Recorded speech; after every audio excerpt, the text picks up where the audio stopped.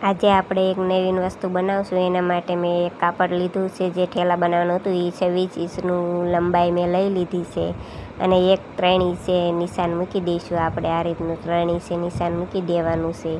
પછી એની અધર એક નિશાન મેકવાનું છે. એ નિશાન આપણે 11 ઇંચે મૂકશું. 11 ઇંચે મેં નિશાન મૂકી દીધું છે. આ રીતનું વચ્ચોવચ્ચ નિશાન મેકવાનું છે. 11 ઇંચે નિશાન મૂકી દીધું છે. હવે 1 ઇંચથી ઉપર આપણે એક નિશાન મૂકશું. વચ્ચે નિશાન મૂકવાનું છે. આ નિશાન મેં 19 ઇંચે મૂક્યું છે. આ રીતનું 19 ઇંચે નિશાન મૂકવાનું છે. આ આપણે રેલું મેકવા માટે બોક્સ બનાવશું. આ 19 ઇંચનું નિશાન મેં વચ્ચોવચ્ચ મૂકી દીધું છે.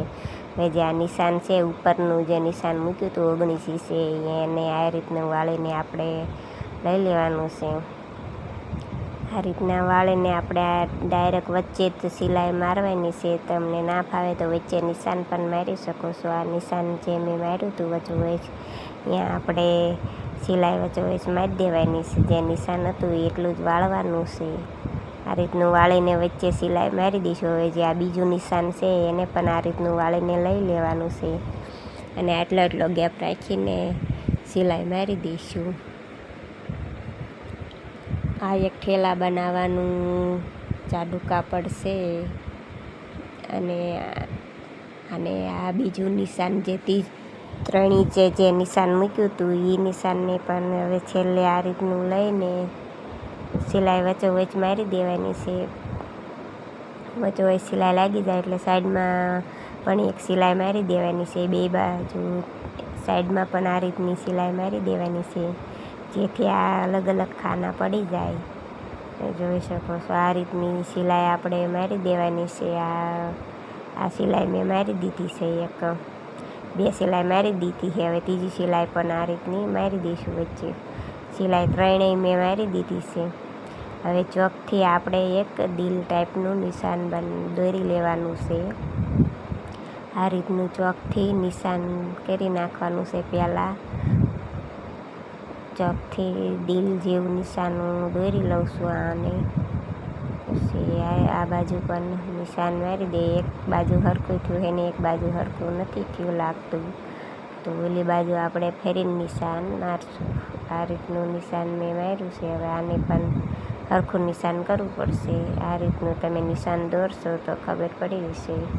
હરખું નિશાન કમ્પ્લીટ કરી નાખવાનું છે. આને આ રીતનું નિશાન મારી દેવાનું છે. હવે આને જ્યાં નિશાન માર્યું છે ત્યાં કણે આપણે સિલાઈ મારી દઈશું. આ રીતની જે નિશાન હતું એ નિશાને સિલાઈ મારી દીધી છે. મેં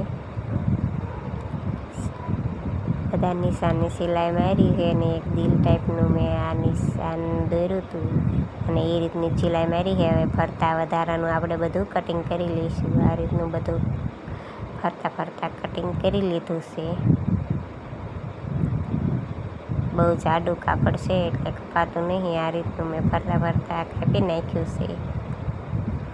એક મેં કાળી પટ્ટી લઈ લીધી છે. એ પટ્ટીને આપણે ગોટ ગોળે ઓટી નાખવાનું છે. આ રીતનું ફરતા દિલ બનાવ્યું છે જે એને આપણે ઓટી નાખવાનું છે.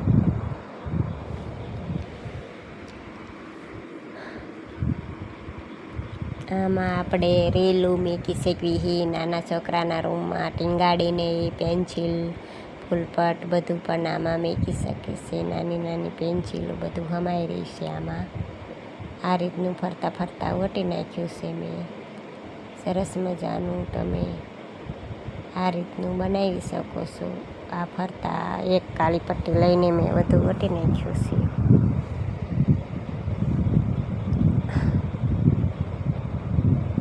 આપણે ઓટીને તૈયાર થઈ ગયું છે. હવે સરસ મજાનું એને આપણે આ રીતનું એક નાકું બનાવ્યું છે. આને દિવાલ આરે ટીંગાડવા માટે આ રીતના 2 બાજુ આપણે નાકા મૂકી દઈશું.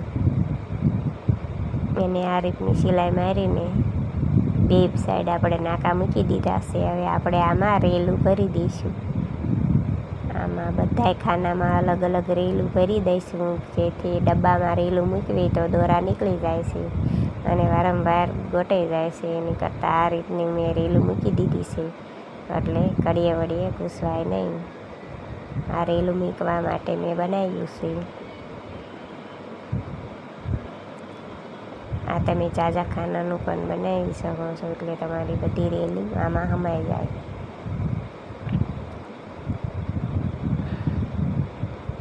આ બધી રેલું આપણે આમાં ભરી દીધી છે. હજુ આમાં વધારે પણ રેલું આપણે ભરી શકીએ. સરસ મજાનું આપણું રેલું બોક્સ બની ગયું છે. રેલું મૂકવા માટે પણ આ પેન્સિલ બોક્સ પણ બની શકે. આમાં આપણે પેન્સિલ પણ મૂકી શકીએ છીએ.